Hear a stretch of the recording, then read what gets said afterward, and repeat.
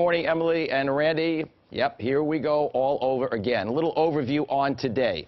The heaviest snow in eastern Massachusetts, with the heaviest bands in general from about 128 in to the coastline, especially the North Shore of Boston, and most especially, it appears, the South Shore. The area from Norwell, to Weymouth is really the area that's now reporting 17 to 20 inches of new snow since Saturday night. There's a narrow band of very enhanced snow going on over there. So that's something. Winter storm warning is in effect until 1 a.m. Tuesday. Down on the Cape and the Vineyard, it's a winter weather advisory as you look at some of the live pictures of the snow as it falls. That's because the total amount's somewhat less there, but there will be some icy mix going on. It's nasty there as well. Now here you can see Norwell, 16.5 inches of snow. That is since Saturday night. Brockton at 11, Groveland 11.5, Hubbardston's about 10, and Sturbridge is about 8. A few more reports for you. Ashby at 11, Revere's at 10, Natick is at 9, New Bedford is 3, and Fairhaven is 2.5, because there's been freezing rain, sleet, and snow mix, but it is cold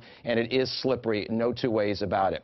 Here's a look at Boston. The visibility isn't that low. This for Boston has just been kind of a steady, persistent, slow but steady accumulating snow, like about a third, a half an inch per hour, but you get enough hours and it just adds up. And it's very cold at 13 degrees with the wind out of the north.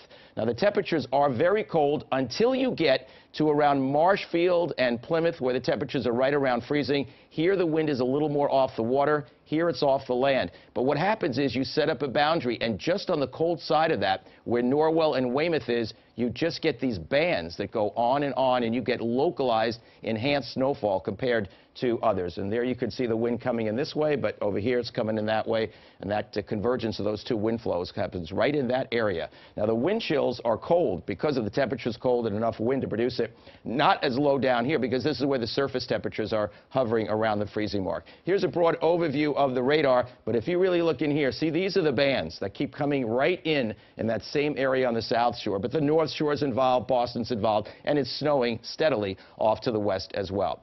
You will see as we go through the day where that band is. See, right again, right in Boston, the South Shore, nearby North Shore, but pretty much inside 128 for the heaviest bands.